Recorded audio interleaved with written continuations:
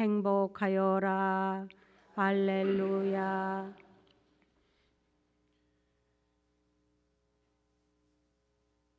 주님께서 여러분과 함께 또한 사제의 영과 함께 루카가 전한 거룩한 복음입니다. 주님 영광 받으소서. 예수님께서 군중에게 말씀을 하고 계실 때에 군중 속에서 어떤 여자가 목소리를 높여 선생님을 배웠던 모태와 선생님께 젖을 먹인 가슴은 행복합니다 하고 예수님께 말하였다. 그러자 예수님께서 이르셨다. 하느님의 말씀을 듣고 지키는 이들이 오히려 행복하다. 주님의 말씀입니다. 그리스도님 찬미합니다. 평화를 빕니다. 평화를 빕니다. 네, 오늘 또 같이 미사 봉헌해 주셔서 감사합니다. 오늘 아침에 나오는데 미사하기가 정말 싫더라고요. 네, 미사하기가 싫으니까 오늘 나오신 우리 신자 여러분들 얼마나 감사한지 모르겠어요. 나도 이렇게 싫은데 그럴 때가 있잖아요. 사람이 뭐 억지로 나오신 분들도 오늘 나가기 싫지만 한번 그래도 나가야겠다. 잘생긴 신부님 얼굴 보러 나가야 되겠다. 네, 네, 그렇습니다. 오늘은 기도에 대해서 이야기를 예전부터 한번 하려고 했는데 왜냐하면 기도에 대해서 어려워하시는 분들이 많기 때문에 그런 것들 성사 보시면 기도 못해서 죄를 지었다 이런 분들이 많이 계셔가지고 그래서 오늘은 그 기도에 대해서 이야기를 해보려고 챗GPT의 도움으로 쓰다 보니까 한 5장 됐어요. 이거는 그렇네요. 챗GPT가 쓰라고 해서 했는데 근데 딱 챗GPT의 도움으로 기도를 이제 쓰게 됐는데 많이 알더라고요. 물어보는 거는 다 알고 있는데 근데 하는 생각이 챗GPT는 기도를 못 할 텐데 그런 생각이 드는 거예요. 챗GPT가 기도를 할까요, 안 할까요? 네, 모르죠. 챗GPT AI가 지금 어떻게까지 챗GPT를 하면 왠지 나를 농락하는 것 같더라고요. 챗GPT 이용해서 하게 되면 이렇게 보여주는데 어떤 책을 이렇게 가지고 어떤 것들을 나온 어디에서 나온 내용이다라고 해서 보여주는데 그 책 제목이 또 이상한 거예요. 그래서 그 책 제목이 실제로 있는 책인지 찾아보니까 그런 책이 없다는 거예요. 또 그래서 좀 챗GPT한테 농락을 당하다가 드는 생각이 챗GPT는 기도도 못하는데 이렇게 기도에 대한 지식이 많은데 사실 우리도 기도에 대해서 궁금한 건 아니잖아요. 다 알잖아요. 기도가 어떤 건지 다 알지만 하기가 싫은 거잖아요. 하기 싫은 사람이 이렇게 얘기를 한다고 해서 하겠습니까? 안 하겠습니까? 안 하죠. 일단 마음을 그래서 준비하고 보니까 쓸모없는 내용이다 라는 생각이 들었지만 또 하기는 해야 되니까 한번 하도록 하겠습니다. 기도가 왜 이렇게 힘들까 하는 고민이 많은 신자들이 고민을 많이 하죠. 심지어 성인들도 그런 생각을 했다는 것이죠. 기도가 왜 이렇게 힘들까? 그래서 천주교 신앙 안에서 기도가 힘들게 느껴지는 이유는 인간적인 이유도 있지만 어떤 영적인 이유도 분명히 함께 작용한다라는 것입니다. 첫 번째로는 기도가 한다는 것은 대상이 있고 어떻게 보면 하느님과 나와의 어떤 그러한 행위인데 근데 하다 보면 나만 하는 것 같죠. 대화를 하더라도 부부 사이에서도 이렇게 얘기를 하다 보면 나만 얘기하는 것 같고 그러면 힘들고 그런데 기도도 더 그런 거죠. 왜냐하면 하느님은 보이지 않으시는 분이기 때문에 내가 지금 어디에다 얘기를 하고 있는 건가 그런 생각이 들기도 하고 그래서 천주교의 기도는 인격적인 대화라고 이야기를 하지만 우리가 대화하는 그 대상은 눈에 보이지 않는다는 것입니다. 그래서 우리는 감정적으로 응답이 없다라고 느껴질 때가 많죠. 실제로는 믿음으로써 이렇게 한다고 머리로는 알고 있죠. 하느님께서 나하고 이제 관계를 가지시는 것이다라는 것을 머리로는 알고 있지만 실제적으로는 그렇지 않다는 것이죠. 응답이 없다라고 느껴질 때가 많습니다. 그런데 또 이런 것들을 다르게 생각해 보면 하느님의 대화 방식이라는 것이 원래 침묵으로 대화하시는 분이시다라는 것이죠. 침묵 안에는 우리가 많은 소리가 있습니다. 제가 뭐 이렇게 가끔씩 물어보게 되면 침묵하시는 이 신자들 그러면 저 침묵 속에는 또 소리가 들리죠. 물어보지 마라 하는 그 어떤 무언의 대답이라든가 또 눈길을 피하든다든가 침묵 안에도 많은 소리가 있다는 것입니다. 그래서 우리가 응답이 없다고 생각하는 그러한 하느님의 침묵이 아무런 소리를 내지 않는 것이 아니라 많은 말씀을 하고 있다는 것이죠. 그런데 침묵 속에서 우리가 대화를 하는데 그 침묵 자체도 안에서 들려오는 소리를 가로막는 또 많은 것들, 장애물들이 하느님과 나 사이에 존재를 한다는 것입니다. 그런데 그 하느님과 나 사이에 있는 장애물을 없애는 작업을 우리는 좀 등한시한다는 것이죠. 왜냐하면 그러한 것들이 또 힘들고 어렵고 또 어떻게 해야 되는지도 모르기 때문에 그렇습니다. 그래서 우리는 성인들의 모범을 따를 수밖에 없는데 프란시스코 성인은 가난을 통해서 가난을 실천하는 방법을 통해서 하느님과 나 자신 사이의 장애물을 없앴습니다. 그렇다면 우리는 과연 응답이 없다라고 불평만 하지 그 장애물을 없애는 어떠한 노력을 했는가 하는 것을 다 아시는 내용이죠. 모르시는 부분은 없는데 아마 또 이렇게 얘기를 하면 또 내가 해야 되니까 장애물을 없애는 노력을 또 해야 되는데 또 그 노력이 또 힘들겠죠. 그래서 하느님과 우리 사이의 장애물을 없애면 그때 우리는 바로 하느님을 바로 만날 수 있습니까? 그렇지 않다는 것이죠. 성인들은 그런 노력을 열심히 했는데 막상 하느님과 이제 또 만나려고 하다 보니까 그런 어떤 또 어두운 밤이라든가 그런 이야기가 아마 들어보셨을 겁니다. 오히려 우리는 어두움으로 들어간다는 것이죠. 그런데 그 어둠은 이제 좋은 어둠이라는 것이죠. 맨 처음 느꼈던 그런 막막함과는 달리 그 어둠을 통과하게 될 때 그 어둠은 우리의 어떤 하느님을 만나기 위한 가장 적절한 준비 단계다라는 것입니다. 그런데 이러한 어둠은 사실은 우리 같은 일반 신자들한테는 해당이 없는 얘기일 수도 있어요. 왜냐하면 성인들이 관상기도 안에서 하느님을 만나게 될 때 그러한 것을 경험하는 것이기 때문에 우리에게는 조금 생소한 이야기가 될 수 있는데 그래서 우리에게 필요한 것은 인내라는 것입니다.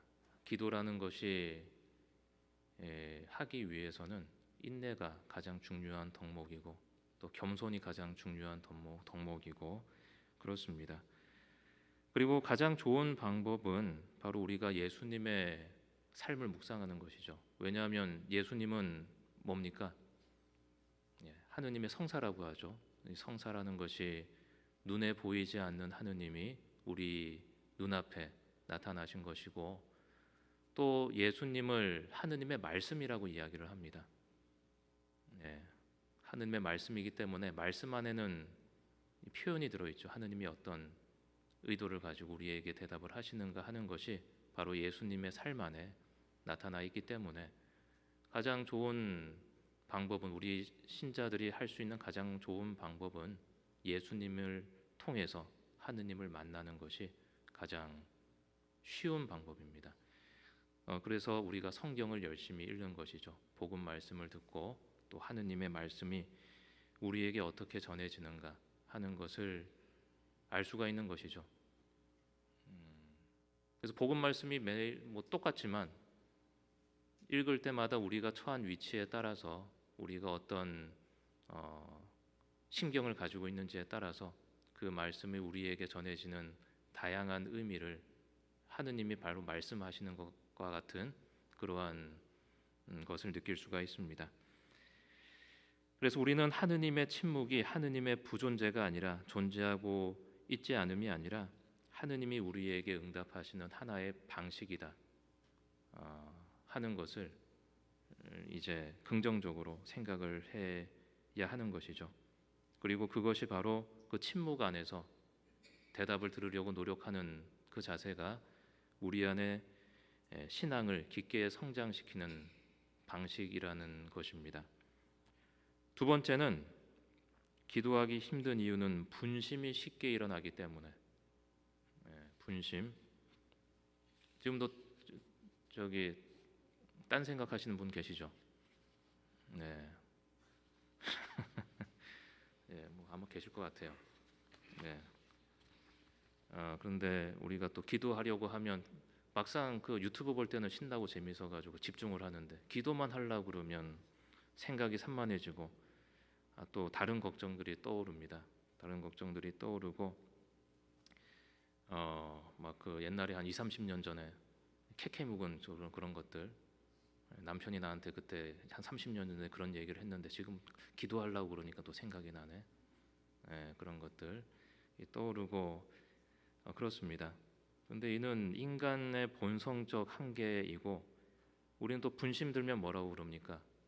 마귀가 내가 또 거룩하게 되는 것을 방해하려고 또 내 마음속에 들어와 가지고 분심을 일으키는구나 이렇게 생각을 하게 되죠. 그러면 이런 분심이 일어날 때는 어떻게 해야 됩니까? 기도를 해야 됩니까? 안 해야 됩니까? 일단은 좀 지금 분심이 일어났으니까 좀 마음속에 좀 유혹이 들어왔으니까 저기 자꾸 아까 전에 보던 유튜브 마저 보고 기도하면 기도가 잘 되겠지 이렇게 생각하면서 기도를 포기하면 안 된다는 거죠. 네, 헷갈리셨죠? 기도를 해야 되나 말아야 되나 헷갈리셨죠? 네, 기도를 해야 된다고 챗GPT가 이렇게 대답을 합니다.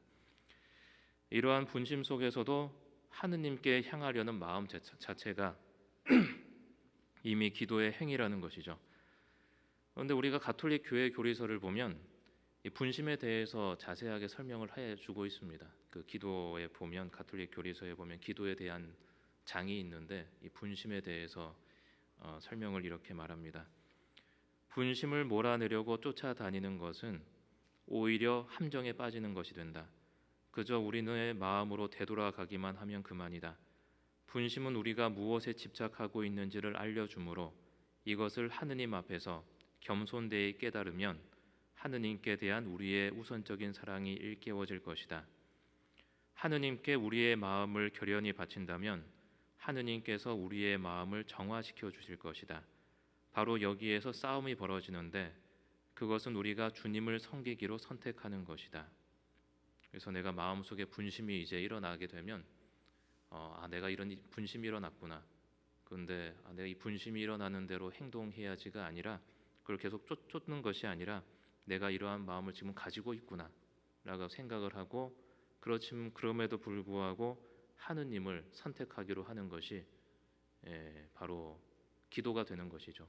왜냐하면 하느님께 향하는 마음 자체가 기도이기 때문에 내가 분심이 일어나더라도 그 자리에서 꾸준히 앉아서 인내하고 하게 되는 행위 자체가 하느님을 선택하는 것이죠. 말이 되죠? 네, 말이 됩니다. 그래서 안 볼 수가 없는 거죠. 그래서 우리가 기도가 잘 됐다, 잘 되지 않았다라고 흔히 얘기를 하게 되는데 그렇게 얘기하는 것도 사실은 불필요한 행위라는 것이죠. 잘 되는 기도는 뭐고 안 되는 기도는 뭐냐? 잘 되는 기도는 뭐 기도가 끝나고 마음이 편안해지면 잘 되는 기도냐? 아니면 괜히 기도하니까 마음만 꿉꿉해지고 그냥 내가 잘못했던 일만 생각이 나고 그러면 안 되는 기도냐? 예, 그렇지 않다는 것이죠. 우리 복음에서 예수님께서 얘기하듯이 나는 죄가 없고 그래서 감사하다고 드리는 기도가 잘 되는 기도냐? 아니면 저기 죄인이 가슴을 치면서 울면서 하는 기도가 잘 되는 기도냐? 예, 기도가 내 마음의 작용으로 끝나서는 안 된다는 것입니다. 기도에 성공과 실패는 없습니다. 실패한 기도는 존재하지 않는다는 것이죠. 기도를 함으로써 기도를 하는 것 자체가 이미 성공했다는 것입니다. 기도를 하지 않는 것이 바로 실패한 것이라는 것이죠. 기도했으면 이미 끝난 거예요. 예. 그런데 뭐 기도를 하지 않았으면 그걸 논할 필요도 없으니까 기도만 했으면 그게 끝난 거지. 여기를 뭘 잘했냐 못했냐 뭐 그런 거를 생각할 필요가 없고 기도를 하는 것 자체가 바로 내 마음이 하느님께 향해 있다는 것이고 내 믿음이 바로 하느님께 있다는 증거가 되는 것입니다. 그래서 우리가 믿음에 대해서도 많이 생각을 하는데 내가 기도하고 앉아 있는데 그럼 하느님께 내가 믿음을 가지고 있는 것이죠. 그것 자체를 의심할 필요가 없다는 것입니다. 그래서 중요한 것은 뭐 집중하는 것도 중요하지만 성실한 마음의 방향이 더 중요하다는 것이죠. 그래서 내가 뭐 기도를 하는데 분심이 들어서 못하겠다, 뭐 이렇게 하는 거는 별로 안 좋다는 것이죠. 그리고 기도는 인내가 필요한 영적 여정이라는 것을 우리는 생각을 해야 한다는 것입니다. 기도는 즉각적인 효과를 기대하는 것이 아니라 하느님의 시간에 자신을 맞추는 것이다 라고 이제 챗GPT가 명언을 남겼습니다. 저 이걸 보면서 감탄을 했어요. 기도는 즉각적인 효과를 기대하는 것이 아니라 하느님의 시간에 자신을 맞추는 일이다 라고 기도도 하지 못하는 챗GPT가 이렇게 이야기를 합니다. 그래서 기도를 우리가 그런 어떤 하면서 기대하는 것이 있기 때문에 이 기도를 하게 되면 우리는 또 이 배달의 민족이기 때문에 뭔가를 집어넣으면 뭔가 나와야 돼. 그래서 뭔가를 내가 한 10분 투자했으면 그만한 어떤 뭔가를 받아야 되는 어떤 그런 좀 강박적인 그런 성향이 있기 때문에 이 기도를 하다가 내 마음대로 되지 않으면 조급하거나 지치기가 쉽다는 것이죠. 그래서 여기서 언급할 수 있는 것이 바로 기도의 건조함, 기도의 메마름입니다. 기도를 해도 응답이 없다, 통하지 않는다, 그렇게 하면서 이제 기도가 이제 마음이 메마른다는 그 예전처럼 그 뜨거운 감정이 느껴지지 않는다, 그런 것이죠. 그래서 우리 신자들도 많이 이러한 것에 대해서 많이 고민을 했고, 성인들도 이제 이 메마름에 대해서 기도하는데 건조함이라든가 거기에 대해서 많이 얘기를 합니다. 저는 입이 메말랐네요. 네. 우리 복사단장님이 참 좋아요. 뭔 말을 해도 웃어주거든요. 네. 예, 그래서 특히 우리 저기 가르멜 재속회 신자분들도 많이 계시겠지만 가르멜 수도의 성인들, 데레사 성녀나 뭐 십자가의 성 요한 이런 분들이 어떤 뭐 어두운 밤이라든가 이 기도에 대해서 많은 언급을 하고 계십니다. 그런데 근데 사실은 뭐 그런 책들이 우리에게 도움이 되기는 하지만 우리가 쉽게 착각을 하는 것이 우리가 그분들이 경험했던 것이 지금 우리가 경험하는 것이다라고 착각을 하면 안 돼요. 왜냐하면 우리는 그 경지에 오르지 못했기 때문에 그렇습니다. 그런데 약간 좀 영적으로 조금 좀 이렇게 얘기 표현하면 그렇지만 좀 교만한 사람들이 나도 여기 경지에 해당할 것이다라고 생각을 하는데 우리는 그래서 후반부는 그 책들에 대해서 후반부는 읽지 않으셔도 됩니다. 왜냐하면 우리는 그런 경지에 가는 것이 거의 뭐 힘들기 때문에 그래서 영적인 성숙에 따라서 이 메마름은 차이가 있습니다.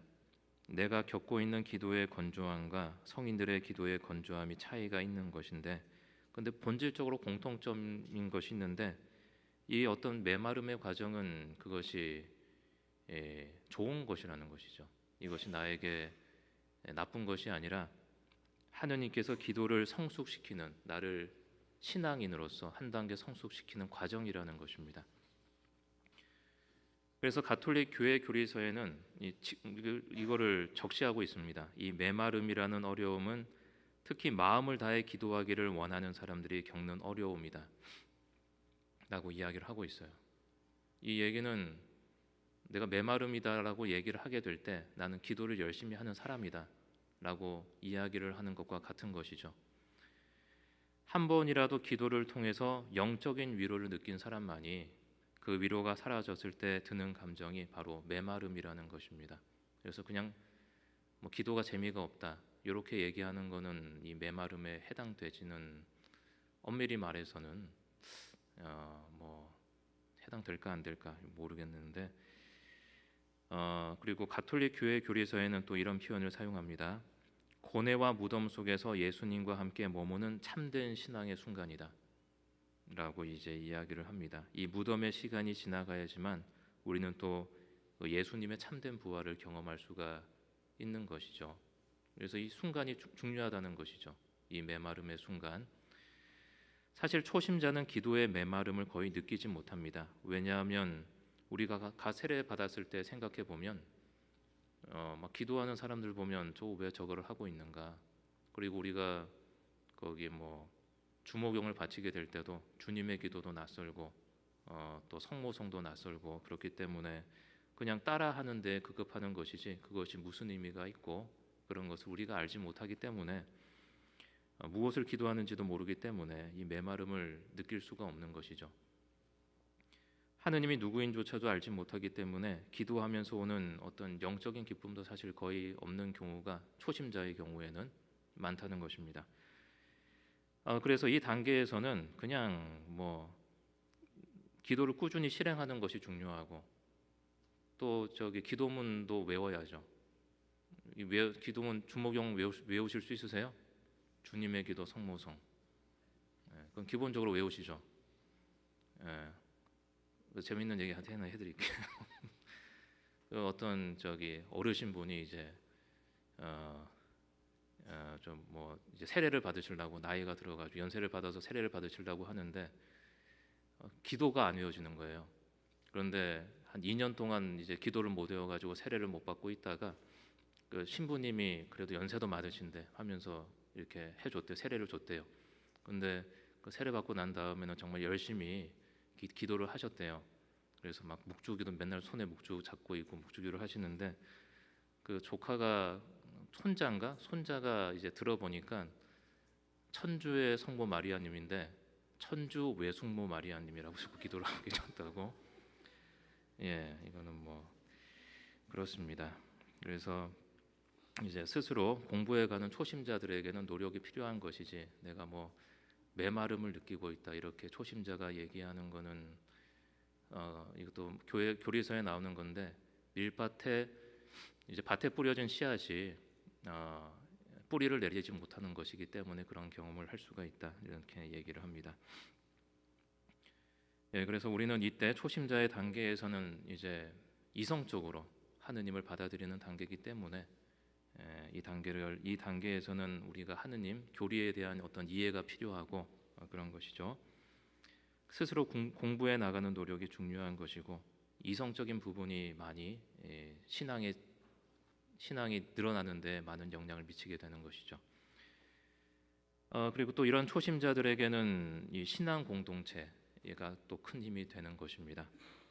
그런데 또 친교에만 이 초심자 되니까 뭐 이 사람 저 사람 뭐 이렇게 하게 되고, 또 친교에만 너무 주의를 집중하는 것은 사실 좋은 방법이 아닌데, 그런데 초심자가 또 성당에 머물기 위해서는 또 뭐 이렇게 어떤 공동체의 어떤 도움이 필요하기 때문에, 그렇게 되면 선배들이 또 좋은 표본을 보여줘야 되는데 괜히 여기 레주어 여기 와라 저기 와라 하면서 반 가입해라 그러면서 하면서 제가 봤을 때는 좀 신앙이 좀 변질되는, 신앙을 배우기 전에 오히려 친교를 먼저 배우게 되면 그런 좀 위험이 크다. 제가 무슨 얘기하는지 아시겠어요? 네. 그래서 중급자는 어느 정도 기도가 몸에 익은 사람들이고 기도 중에 영적인 기쁨도 느끼게 되는 그런 사람들입니다. 이때 기쁨과 위로가 느껴지지 않는 상태가 오는데 이때를 우리는 메마름이라고 또 얘기를 할 수가 있겠죠. 이거는 또 뭐 신앙의 고수들의 메마름이랑은 다른 거지만 여기서도 이제 메마름이라고 얘기를 할 수가 있습니다. 그런데 성인들은 이때가 기도가 성숙해 가는 과정이다라고 말합니다. 왜냐? 이것은 하나의 실현이 되는데 메마름이라는 것은 이제 감정적인 것과 연결이 되죠. 위안과 기쁨이라는 어떤 감정적인 것과 연결이 되는데, 그런데 사실은 이 위안과 기쁨이 기도의 목적이 아니라는 것이죠. 그런데 우리가 만약 마치 기도의 목적인 양 얘기를 하지만 기도의 목적이나 결과가 아니라 순수한 믿음과 사랑에 의한 기도로 변화되어 가는 과정이라는 것입니다. 감정의 위안이 신앙이 자리 잡게 하는 하나의 도구가 되지만 이제 아이에서, 신앙의 아이적인 단계에서 이제 어른으로 가는 단계, 성장해 가는 단계에서 이 메마름이 나타나게 되고 이것을 잘 건너뛰어야지만 이제 신앙이 성숙해 가는 과정으로 남게 되는 것이죠. 우리가 그래서 사실 신앙에서 어떤 감정이나 위로나 위안만을 찾는 것은 유아기적인 어떤 신앙의 형태라고 할 수가 있는 것입니다. 때때로 위로도 받아야 하겠지만 이거는 결과적으로 오는 것이 아니라 하나의 과정 중에서 우리에게 주어지는 것이지, 이 어떤 기도에서 느껴지는 그런 위안과 그런 것들이 우리가 결과처럼 생각해서는 안 된다는 것이죠. 그리고 네 번째, 자기 중심적인 기대가 개입되기 때문에 기도가 힘들다. 기도가 힘들 때는 종종 우리가 하느님께 무언가를 얻기 위해서 기도하는 경우가 많이 있습니다. 그러나 기도의 본질은 하느님의 뜻을 찾고 내 뜻을 조율하는 것이지, 기도는 나를 변화시키는 행위이지 하느님을 설득하는 내 어떤 도구로서 내가 이것을 꼭 이루어내야 되겠다 하는 도구로서 하는 수단이 아니라는 것이죠. 그래서 기도의 모순이라는 것이 이럴 때 나타나는 것 같습니다. 진짜 내가 기도하고 싶은데 우리가 뭐 주님의 기도, 예수님께서 가르쳐 주신 주님의 기도를 보면 뭐 맨날 뭐 하라고 그래요? 일용할 양식을 달라고 그러잖아요. 일용할 양식을 바라는 사람은 여기 아무도 없지 않습니까? 사실. 그래서 이건 우리가 바라는 바가 아니고, 우리가 바라는 바는 일용할 양식 정도가 아니고 조금 겸손하게 죽을 때까지 경제적 여유가 걱정 없이 사는 것을 우리는 기도를 해야 되는데, 기도를 하고 싶은데, 근데 우리 맨날 기도하는 거는 주님의 기도하라 그러면 일용할 양식을 달라 그러고, 일용할 양식은 있는데 이미, 그렇죠? 그래서 기도가 항상 이게 조금은 내가 바라는 건 이건데 이렇게 기도를 해야 되나, 이렇게 생각이 되는 것이죠. 교회에서 권장하는 기도의 내용과 내 마음 속에서 이제 정말로 소망하고 있는 그러한 것이 다른 것이기 때문에 우리는 마음을 다하여 나는 이거를 바라는데 일용할 양식만 달라고 정말 기도를 해야 되나, 이렇게 생각이 들 때가 있습니다. 그런데 그것이 또 기도의 역할이라는 것이죠. 기도를 통해서 우리의 소망이 기도 안에서 정화되어 간다고 이야기를 하더라고요. 이게 우리는 소망이 이만큼 있지만 그 소망이 기도를 통해서 정화되어 간다. 우리의 욕망과 일용할 양식과는 많은 차이가 있지만 우리는 기도를 통해서 우리의 욕망을 하느님이 바라시는 대로 그 간격을 줄여 나가게 됩니다. 그 간격을 줄여 나갈 수 있는 이유는 하느님에 대한 신뢰와 믿음 때문이라는 것이죠.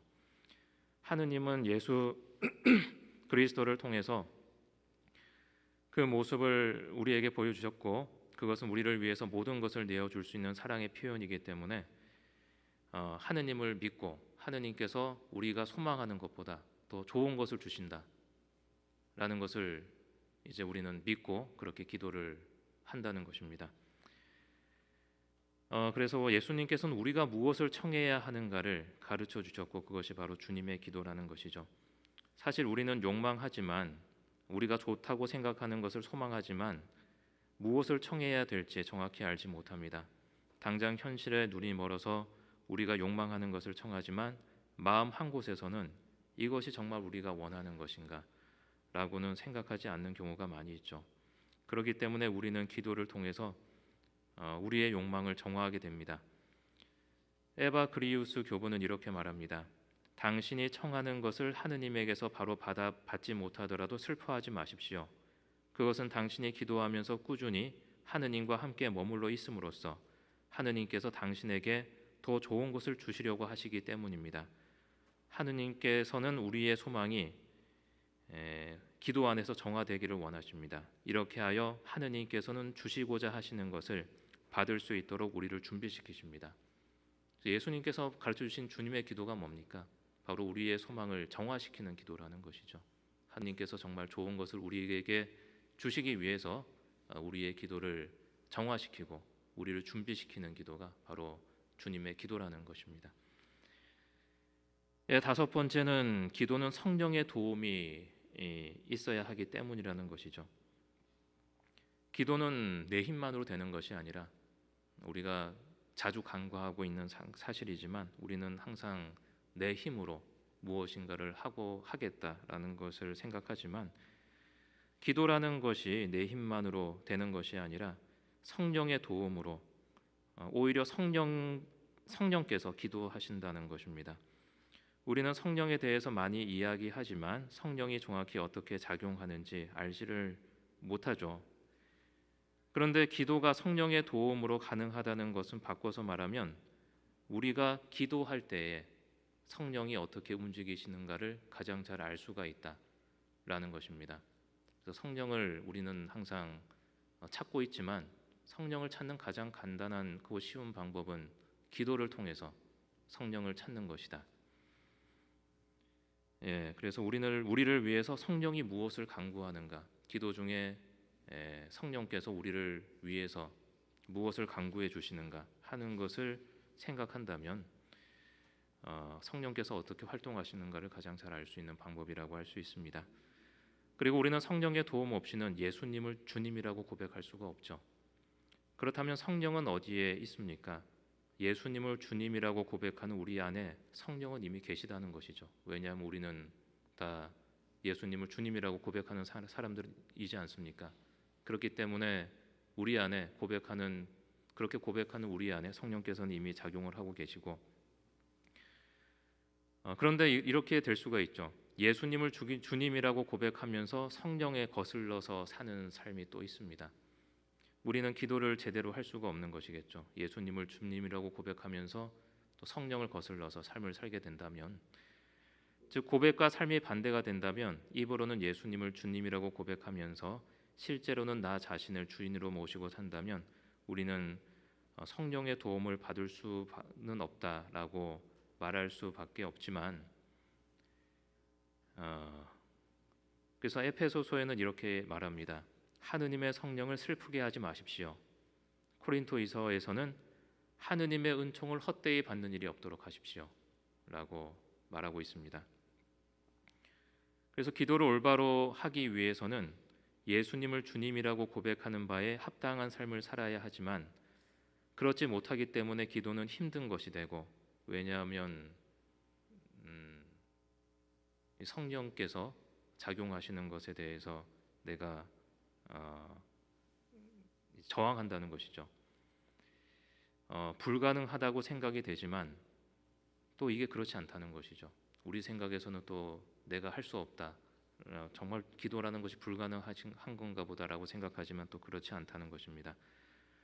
로마서는 이렇게 말합니다. 성령께서는 연약한 우리를 도와주십니다. 어떻게 기도해야 할지 모르는 우리를 대신해서 말로 다할 수 없을 만큼 깊이 탄식하며 하느님께 간구해 주십니다. 이렇게 성령께서는 하느님의 뜻을 따라 성도들을 대신해서 간구해 주십니다 라고 이야기를 합니다. 그래서 우리의 부모님조차 우리가 정말 못 살고 막 이상하게 살게 되면 부모님조차 우리를 버릴 수가 있지만 하느님은 결코 우리를 외면하지 않으신다는 것이죠. 우리가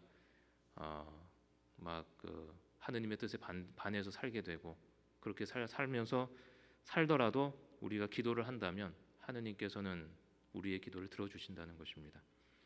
그래서 그러한 믿음이 있기 때문에 우리는 넘어지더라도 계속 일어서게 되고, 또 성사를 통해서, 고해 성사를 통해서 우리의 잘못을 또 고백하고 회개하고 성찰하고 그렇게 하는 것이 중요하다는 것이죠.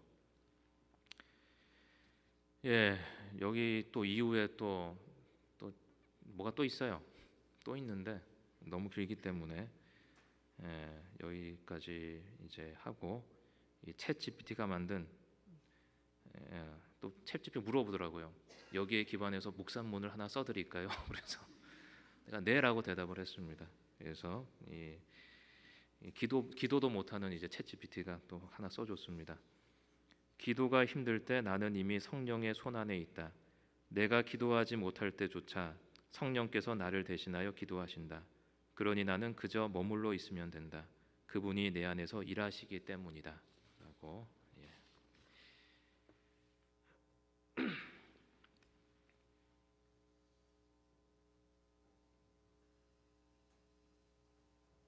봉헌성